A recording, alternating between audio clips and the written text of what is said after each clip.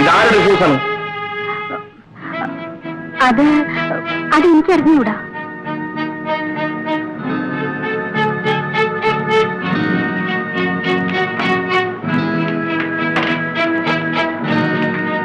അപ്പോ അവൻ ഇവിടെ തന്നെ ഉണ്ട്.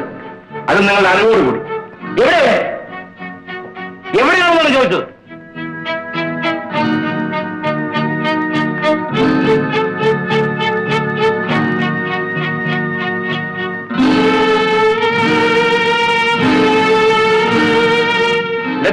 ക്ഷമിക്കണം, പോലീസ് തിരക്കി വന്നത് എന്നെയാണ്. ഒരു കുറ്റവാളിക്ക് അഭയം കൊടുക്കുന്നത് നിയമവിരുദ്ധമാണെന്ന് എനിക്കറിഞ്ഞൂടെ? താൻ ഒരു തെറ്റും ചെയ്തിട്ടില്ലെന്ന് സത്യം ചെയ്ത് പറഞ്ഞതുകൊണ്ടാണ് ഞാൻ അയാളെ. തെറ്റ് ചെയ്തവരാരെങ്കിലും താനാണ് തെറ്റ് ചെയ്തതെന്ന് വിളിച്ചു പറയാം. ഒരു കുറ്റവാളിക്ക് എന്റെ വീട്ടിൽ അഭയം നൽകിയാൽ എന്റെ നില എന്താകുമെന്ന് ആലോചിച്ചിട്ടുണ്ടോ? വക്കീൽ സാർ വിഷമിക്കണ്ട, ഞാൻ കാരണം നിങ്ങൾക്കൊരു പേരുദോഷം വരില്ല. എനിക്കൊന്നും കേൾക്കണ്ട. നിങ്ങൾ ഉടനെ തന്നെ പോലീസിൽ സറണ്ടർ ചെയ്യണം. ഫോൺ ചെയ്യാൻ പറ്റേ? ജയിലല്ല, തൂക്കുമരത്തിൽ കയറാൻ പോലും ഭയമുള്ളവനല്ല ഞാൻ. കാരണം എനിക്ക് വേണ്ടി കരയാൻ ഈ ഭൂമിയിൽ ആരുമില്ല. പക്ഷെ മരിക്കുന്നതിന് മുൻപ് എന്റെ അമ്മ എനിക്കൊന്ന് കാണും. ലോകത്തിൽ എവിടെയാണെങ്കിലും അവരെ ഞാൻ തേടി കണ്ടുപിടിക്കും. എന്റെ ജീവിത ലക്ഷ്യം അതൊന്നു മാത്രമാണ്. അമ്മയില്ലാത്ത ദുഃഖം എത്രമാത്രം അനുഭവിച്ചിട്ടുണ്ടെന്ന് കുഞ്ഞിനെ എന്നോട് പറഞ്ഞിട്ടില്ലേ? ഇക്കാര്യത്തിൽ നിങ്ങൾ രണ്ടുപേരും ഇപ്പൊ തുല്യ ദുഃഖിതരാണ്. അയാളെ വിട്ടേക്കൂ, അയാൾ പൊയ്ക്കോട്ടെ. സന്തോഷത്തിലും സമൃദ്ധിയിലും കഴിഞ്ഞിരുന്ന ഒരു കുടുംബത്തെ ഒരു ദ്രോഹി ചിഹ്നഭിന്നമാക്കിക്കൾ.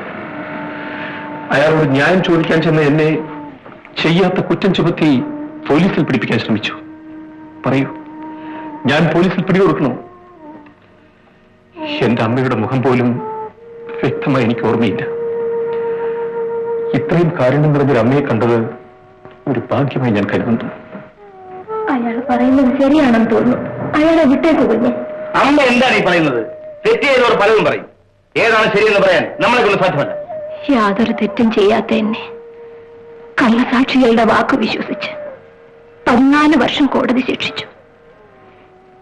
എന്റെ പൊന്നുമോനെ പിരിഞ്ഞാണ് അന്ന് ഞാൻ ജയിലിൽ പോയത്. നഷ്ടപ്പെട്ട എന്റെ കുഞ്ഞിനെ ഇതുവരെ എനിക്ക് കാണാൻ പോലും കഴിഞ്ഞിട്ടില്ല. എന്ത് തെറ്റ് ചെയ്തിട്ടാണ് കുഞ്ഞെ എനിക്ക് ഈ ശിക്ഷ? ഇയാൾ തെറ്റുകാരനാണെന്ന് രാജ്മോഹൻ തീർത്ത് പറയാൻ പറ്റുമോ? പറയൂ. എന്ത് വേണമെങ്കിലും ചെയ്തു ഇയാളോട് പോകാൻ പറയും. സാർ, ഈ ഉപകാരം ഞാൻ ഒരിക്കലും മറക്കില്ല. ഒരു കാര്യം, ഇന്ന് ഞാൻ പോലീസിന് പിടികൊടുക്കാൻ തയ്യാറല്ല. കാരണം ഞാൻ ഒരു കുറ്റവും ചെയ്തിട്ടില്ല. പക്ഷെ ഒരു കുറ്റം ഞാൻ ചെയ്യും. അന്ന് ഞാൻ വക്കീൽ സാർ വന്ന് കാണാം. പോലീസിനോ ജയിലിനോ തൂക്കുമരത്തിനോ അന്ന് ഞാൻ തയ്യാറായിരിക്കും. വരട്ടെ.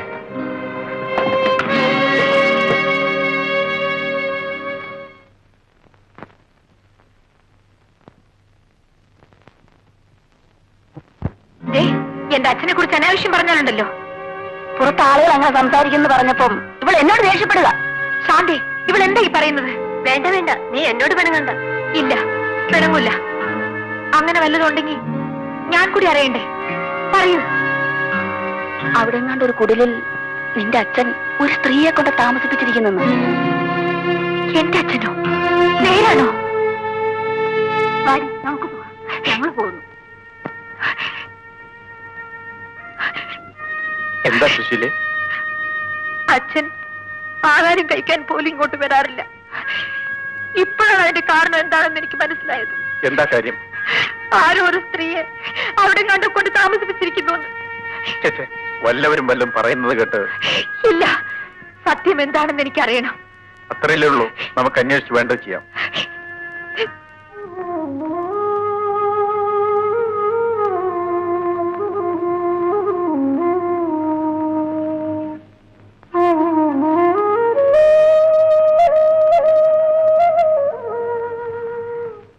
കൊച്ചമ്മയോ? ഭവാനി കൊച്ചമ്മേ? ശങ്കരൻ നായരല്ലേ? അതെ കൊച്ചമ്മേ. ഈശ്വര, നിന്റെ ഒരു മായാവിലാസം. മരിച്ചെന്ന് കരുതിയ കൊച്ചമ്മയെ നീ തിരിച്ചു തന്നു.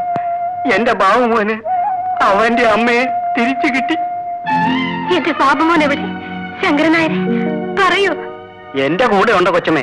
വളർന്നു വലിയ ആളായി. കൊച്ചമ്മ എങ്ങനെ രക്ഷപ്പെട്ടു? ഇപ്പൊ എവിടെയാ? എല്ലാം പറയാൻ ശങ്കരനായരെ.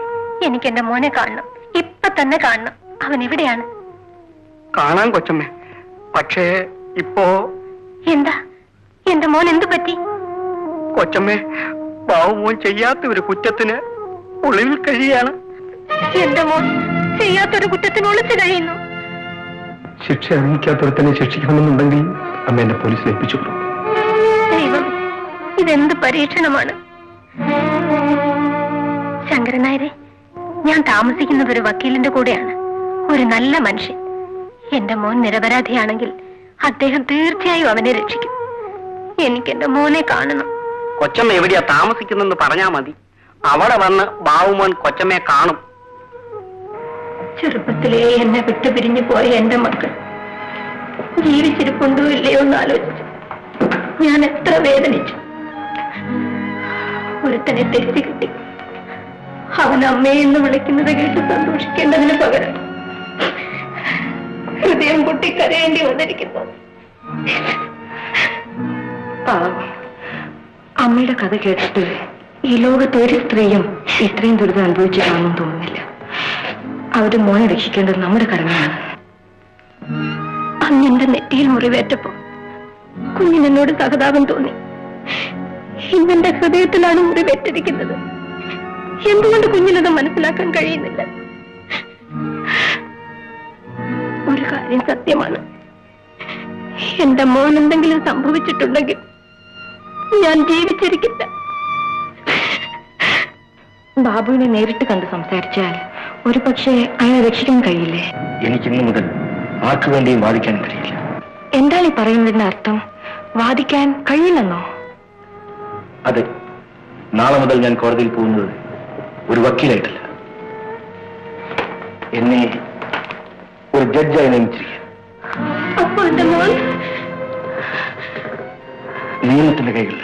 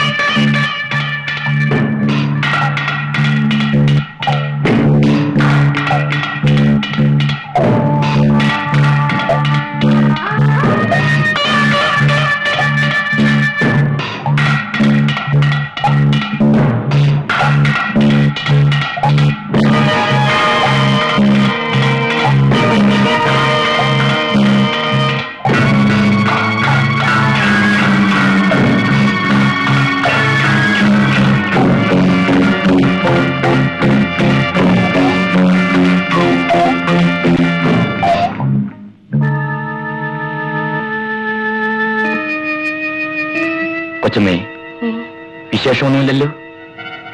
മരുന്ന് കഴിച്ചോ? ഞാൻ ഈ അടുത്തൊരു സ്ഥലം വരെ പോയി ഉടനെ വന്നേക്കാം.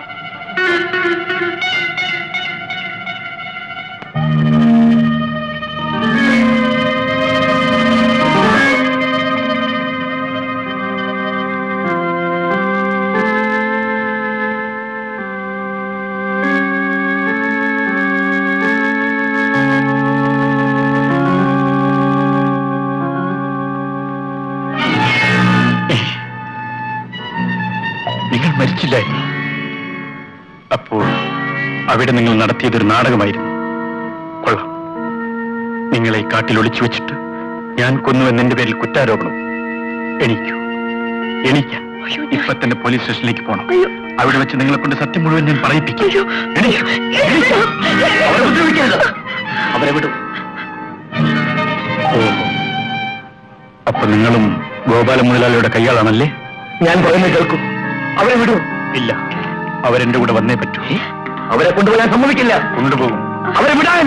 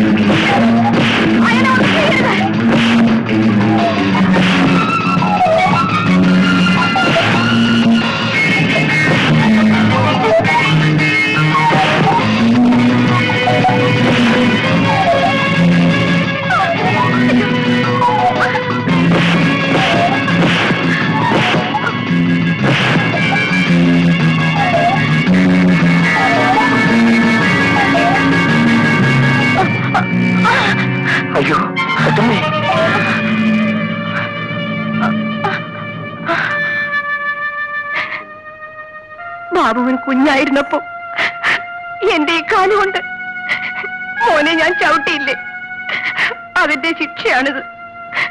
ഗോപാലിന്റെ കുത്തേറ്റകൾ കൊച്ചമ്മയുടെ നട്ടലിനാണ്. ജീവൻ രക്ഷിച്ചുവെങ്കിലും കാലിന്റെ സ്വാധീനം നഷ്ടപ്പെട്ടു. എപ്പോഴും ചികിത്സയിലാണ്. അതുകൊണ്ടാണ് ഞാൻ ബാബുവിനെ തടഞ്ഞത്. എനിക്കൊന്നും മനസ്സിലാവുന്നില്ലല്ലോ. ഞാനെല്ലാം പറയാം കുഞ്ഞെ. ഞാൻ മാധവി കൊച്ചമ്മയുടെ രക്ഷാക്കാരനായിരുന്നു. ഒരു ദിവസം മണിമംഗലം ഭവാനിയമ്മയെയും കുഞ്ഞിനെയും കൊല്ലാൻ ഗോപാലൻ എന്നോട് ആവശ്യപ്പെട്ടു. ചെയ്യില്ലെന്ന് ഞാൻ തറപ്പിച്ചു പറഞ്ഞു. അയാൾ എന്നെ കൊല്ലാൻ തയ്യാറായി. എന്റെ ജീവന് വേണ്ടി ഞാൻ മറ്റൊരു ജീവൻ ബലി കഴിച്ചു. പാവം ജാനകി. ഭവാനിയമ്മയും കുഞ്ഞും എന്റെ ആഗ്രഹം പോലെ രക്ഷപ്പെട്ടു. ജാനകിയുടെ കൊലപാതകി എന്ന പേരിൽ ഗോപാലൻ എന്നെ പോലീസിൽ പിടിപ്പിക്കാൻ ശ്രമിച്ചു. ഭദ്ര, നിന്നെ പിടിക്കാൻ പോലീസ് വരുന്നു. ജാനകിയെ കൊന്ന കുറ്റത്തിന് നിന്നെ അറസ്റ്റ് ചെയ്യും. ഇവിടെ നിൽക്കുന്ന അപകടമാണ്. എവിടെങ്കിലും പോയി രക്ഷപ്പെടും. കൊച്ചമ്മേ, കല്യാണിക്ക് പ്രസവവേദനയാണ്. ഞാനിപ്പോൾ പോയാൽ അവരെ ഞാൻ നോക്കിക്കോളാം. ഇതിരിക്കട്ടെ. കൊച്ചമ്മേ, ഞാൻ അയ്യോ, അവരിങ്ങ് എത്തിക്കഴിഞ്ഞു. കൊച്ചമ്മേ, ഞാൻ എന്ത് വേണം? ഇനി വരൂ. ഇങ്ങോട്ട് കയറിക്കോളൂ. ആയിക്കൊണ്ട് നീ കയറോ?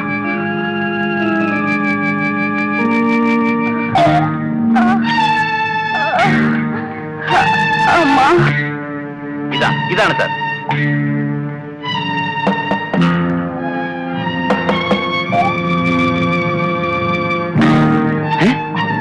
നീ ഇവിടെ? കല്യാണിക്ക് പ്രസവവേദനയാണ്. സഹായത്തിന് മറ്റാരുമില്ല. ഇത് ഭദ്രന്റെ വീടല്ലേ? അവനോട് പുറത്തേക്ക് വരാൻ പറ. ഭദ്രൻ ഇവിടെ ഇല്ല. അകത്ത് കയറി പരിശോധിക്കാം. അയ്യോ, അകത്തൊരു സ്ത്രീ പ്രസവിക്കാൻ കിടക്കുന്നു. പുരുഷന്മാർ അവിടെ നടക്കാൻ പാടില്ല. മാധവി, പോലീസ് ജോലി കിട്ടിയോ?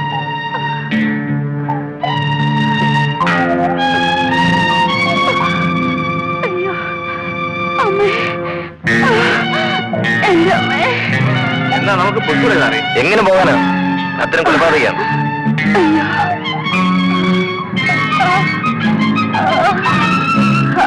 അമ്മ, അയ്യോ,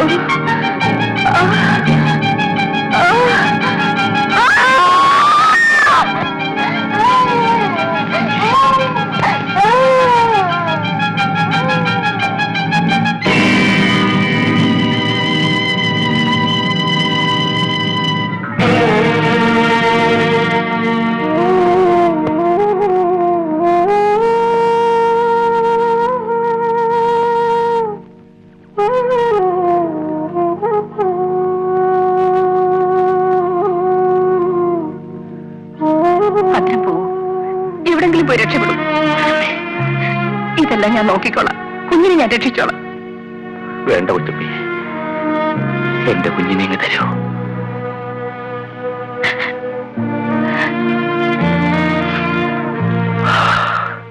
അന്ന് മുതൽ ഞാനും എന്റെ മകൾ സുശീലയും കാട്ടിൽ ഒളിച്ചു കഴിയുകയാണ്. കാട്ടിലെങ്കിലും എന്നെ ജീവിക്കാൻ വിട്ട മാധവി കൊച്ചമ്മയെ ആ ദുഷ്ടൻ കൊന്നുവെന്ന് ബാബുമോൻ പറഞ്ഞു കേട്ടപ്പോൾ അവനെ കൊല്ലാനായി ഞാൻ മണിമംഗലത്തെത്തി. ആശുപത്രിയിൽ അപകടാവസ്ഥയിൽ കിടന്നിരുന്ന മാധവി കൊച്ചമ്മയെ വകവരുത്താനായി അയാളപ്പോൾ ഗൂഢാലോചന നടത്തുകയായിരുന്നു.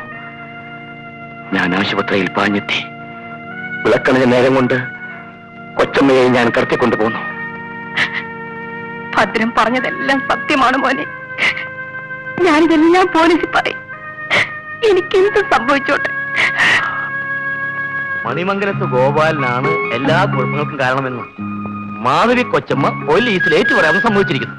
നേരാണോ അച്ഛാ? അവൻ മോളെ, കൊച്ചമ്മയ്ക്ക് എണീച്ച് നടക്കാൻ വയ്യാത്തത് കൊണ്ട് പോലീസിന് ഇങ്ങോട്ട് വരുത്താൻ വേണ്ടി ബാബു അവർക്ക് ഫോൺ ചെയ്യാൻ പോയിരിക്കുകയാണ്. എല്ലാം എന്റെ നേർച്ച കൊണ്ടാണ് അച്ഛാ. മലങ്കാവിൽ അമ്മ എന്നെ കൈവിടില്ല. മോളെ, അമ്മയ്ക്ക് നീ എന്താണ് നേർന്നത്? ഞാൻ എന്നെ തന്നെ കൊടുക്കാൻ നേർന്നിരിക്കുകയാണ് അച്ഛാ. മോളെ, അങ്ങനെ അറിയാൻ പറ്റുന്ന വാക്കുകളൊന്നും പറയരുത്. അയ്യോ, അച്ഛൻ പേടിച്ചു പോയോ? പാവം ബാബുവേട്ടൻ എല്ലാ ആപത്തിൽ നിന്ന് രക്ഷപ്പെട്ടു വന്നാൽ മലങ്കാവിൽ അമ്മയ്ക്ക് ഞാനൊരു മുടിയേറ്റ് നേർന്നിട്ടുണ്ട് അച്ഛാ. ഹോസ്പിറ്റലിൽ നിന്നും കാണാതായ നിങ്ങളുടെ ഭാര്യ മാധവി മരിച്ചിട്ടില്ലെന്നാണ് എനിക്ക് കിട്ടിയ ഫോൺ സന്ദേശം. അല്ല, മാധവ കൊച്ചിനെ കൊന്നു. ഞാനാണ് പറയുന്നത്, ഞാനാണ് അന്വേഷിച്ചത്. ഈ കണക്കിന് മാധവി എന്റെ ഭാര്യ അല്ലെന്ന് പോലും നിങ്ങൾക്ക് വിവരം ലഭിച്ചേക്കും കേട്ടോ. ഞാൻ പറയുന്നത് നിങ്ങൾ വിശ്വസിക്കണമെന്നില്ല. പക്ഷേ ബാബു ഇന്ന് പോലീസിൽ സറണ്ടർ ചെയ്യാൻ സാധ്യതയുണ്ട്. അത് തെന്മലയിൽ കാളിക്ഷേത്രത്തിന് മുമ്പിൽ എത്താനാണ് അയാൾ ഫോൺ ചെയ്തിരുന്നത്. ജീവിച്ചിരിക്കുന്ന മാധവിയെ കാണിച്ചു തരാമെന്നും അയാൾ ഏറ്റിട്ടുണ്ട്. നിങ്ങൾ പറയുന്നത്? ഞാനിപ്പോൾ ഒന്നും ഉറപ്പ് പറയുന്നില്ല. പക്ഷേ ഒരു നല്ല ന്യൂസ് നിങ്ങൾക്ക് തരാൻ സാധിച്ചേക്കുമെന്ന് ഞാൻ വിശ്വസിക്കുന്നു. ഞാനാകട്ടെ. ശരി, ബൈ ബൈ.